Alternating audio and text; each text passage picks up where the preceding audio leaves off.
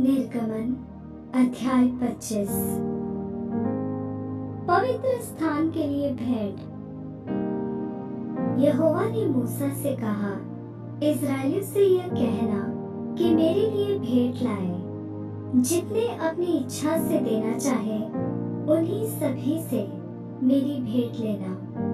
और जिन वस्तुओं की भेंट उनसे लेनी है वे ये हैं, अर्थात सोना, चांदी, पीतल, नीले, बैंगनी और लाल रंग का कपड़ा, सूक्ष्म सनी का कपड़ा, बकरी का बाल, लाल रंग से रंगी हुई मेढ़ों की खालें, सुइयों की खालें, बबूल की लकड़ी, उजियाले के लिए तेल, अभिषेक के तेल के लिए और सुगंधित धूप के लिए सुगंध द्रव्य, एपोद और चपरास के लिए सुलैमानी पत्थर और जड़ने के लिए मणि। और वे मेरे लिए एक पवित्र स्थान बनाए कि मैं उनके बीच निवास करूं। जो कुछ मैं तुझे दिखाता हूँ, अर्थात निवास स्थान और उसके सब सामान का नमूना, उसी के अनुसार तुम लोग उसे बनाना। साक्षी पत्र का संदूक। बबूल की लकड़ी का एक संदूक बनाया जाए।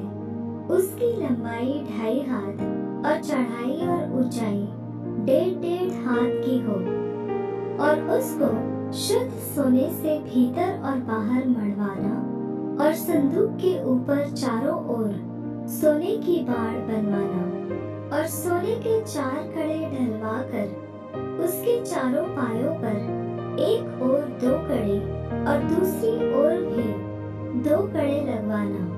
फिर बबूल की लकड़ी के डंडे बनवाना और उन्हें भी सोने से मढ़वाना और डंडों को संदूक की दोनों ओर के कड़ों में डालना, जिससे उनके बल संदूक उठाया जाए। वे डंडे संदूक के कड़ों में लगे रहे और उससे अलग न किए जाए। और जो साक्षी पत्र मैं तुझे दूंगा उसे उसी संदूक में रखना। फिर शुद्ध सोने का एक प्रायश्चित का ढकना बनवाना।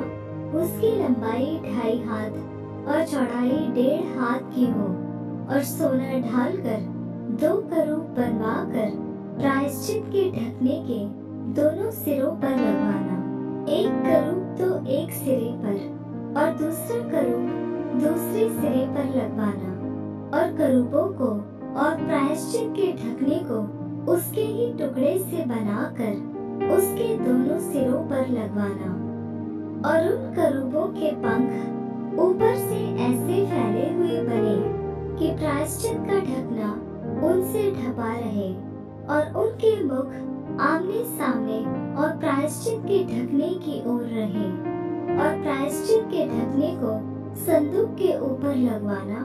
और जो साक्षी पत्र मैं तुझे दूंगा उसे संदूक के भीतर रखना और मैं उसके ऊपर रहकर तुझसे मिला करूंगा। और इस्राएलियों के लिए जितनी आज्ञाएं मुझको तुझे देनी होंगी उन सभी के विषय मैं प्रायश्चित के ढकने के ऊपर से और उन करूबों के बीच में से जो साक्षी पत्र के संदूक पर होंगे तुझसे वार्तालाप किया करूंगा। पवित्र मेज। फिर बबूल की लकड़ी की एक मेज बनवाना। उसकी लंबाई 2 हाथ, चौड़ाई 1 हाथ और ऊंचाई 1.5 हाथ की हो। उसे शुद्ध सोने से मढ़वाना और उसके चारों ओर सोने की एक बाड़ बनवाना और उसके चारों ओर 4 अंगुल चौड़ी एक पटरी बनवाना और इस पटरी के चारों ओर सोने की एक बाड़ बनवाना और सोने के 4 कड़े बनवाकर मेज के उन चारों कोनों में लगवाना जो उसके चारों पायों में होंगे।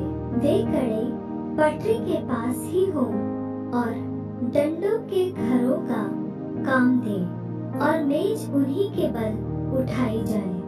और डंडों को बबूल की लकड़ी के बनवाकर सोने से मढ़वाना और मेज उन्हीं से उठाई जाए। और उसके परात और धूपदान और चमचे और उंडेलने के कटोरे सब शुद्ध सोने के बनवाना और मेज पर मेरे आगे भेंट की रोटियां नित्य रखा करना। सोने का दीवट, फिर शुद्ध सोने की एक दीवट बनवाना। सोना ढलवा कर वह दीवट पाए और डंडी सहित बनाया जाए। उसके पुष्पकोश, गांठ और फूल सब एक ही टुकड़े के बने और उसके किनारों से 6 डालियां निकले। 3 डालियां तो दीवट की एक ओर से और 3 डालियां उसकी दूसरी ओर से निकली हुई हो। एक एक डाली में बादाम के फूल के समान 3-3 पुष्पकोश, एक एक गांठ और एक एक फूल हो। दीवट से निकली हुई 6 डालियों का यही आकार या रूप हो और दीवट की डंडी में बादाम के फूल के समान 4 पुष्पकोश अपनी अपनी गांठ और फूल समेत हो। और दीवट से निकली हुई 6 डालियों में से 2-2 डालियों के नीचे एक एक गांठ हो। वे दीवट समेत एक ही टुकड़े के बने हुए हो। उनकी गांठें और डालियां सब दीवट समेत एक ही टुकड़े की हो। शुद्ध सोना ढलवा कर पूरा दीवट एक ही टुकड़े का बनवाना और 7 दीपक बनवाना और दीपक जलाए जाए कि वे दीवट के सामने प्रकाश दे।